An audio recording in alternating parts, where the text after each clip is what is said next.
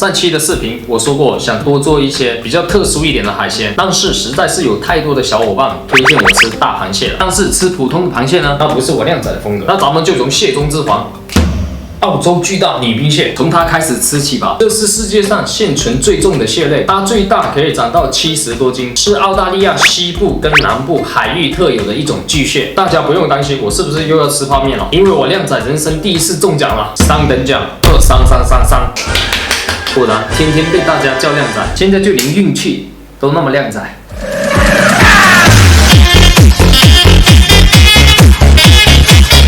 谢谢大家。我这只是4.9斤的冰鲜皇帝蟹，其实我是有想买活的，但是我问了卖家之后呢，他说到我这边也会死掉的，而且现在有只昨天刚死的。就在我犹豫的时候，卖家很体贴的告诉我，活的1斤800，死的1斤218。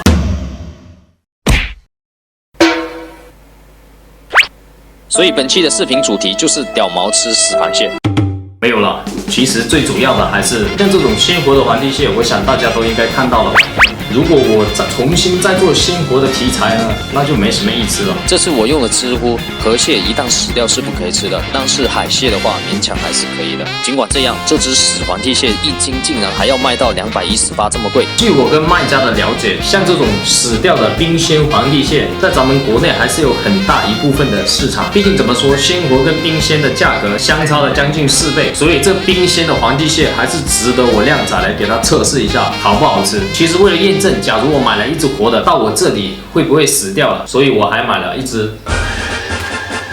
皇后蟹活的，花了我297块钱，也就当天寄，第2天就到了。我拿到手的时候，立刻打开的时候，它也死翘翘了。本来还想让它在这里爬一下的，我想多了，所以这2只死螃蟹还是花了我1500块钱。多那么一点点。这只螃蟹虽然被这位卖家称为皇后蟹，但是它应该是美国的中和蟹，长得特别丑，而且还很奇葩。虽然是螃蟹，但是构造完全不一样。哇，这个腿毛啊，毛发真的很旺盛，但这个螃蟹都没有粘住。不过我这只螃蟹好像一只脚萎缩了，所以我们现在2只同时把它蒸了，看看这只估计半路死翘翘的，跟这只冰鲜的会不会差很多。直接大火蒸了半个小时。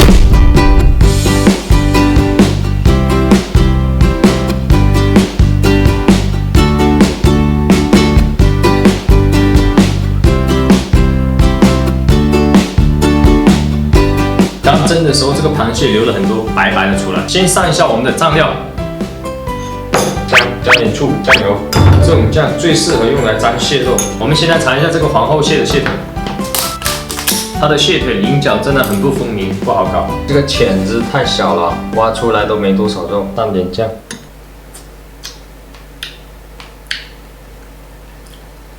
哇，这个酱好吃，感觉这个螃蟹不能这样子吃，因为它的肉实在是太难搞出来了。它这个脚这些啊，你看，像尖刺一样的，没戴手套不好弄。我们还是先试一下这个吧。哇哦，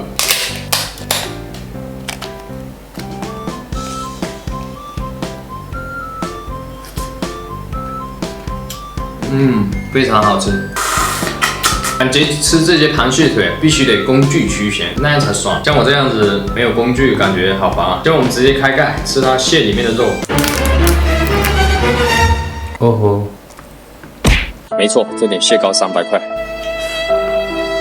，297真的没多少肉。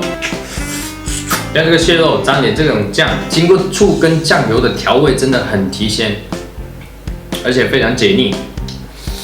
好，剩下这些腿先放一边，等一下我们把它的肉全部掏出来，然后一口气很爽的把它吃掉。现在开一下这个大螃蟹。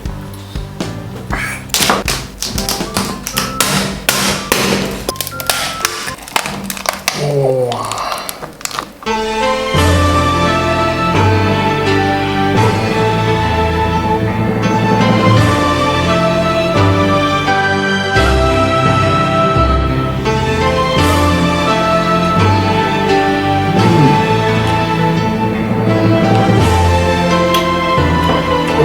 怎么那么咸？哇，这蟹黄跟蟹膏，真不愧是皇帝蟹。不过真的好咸啊，为什么？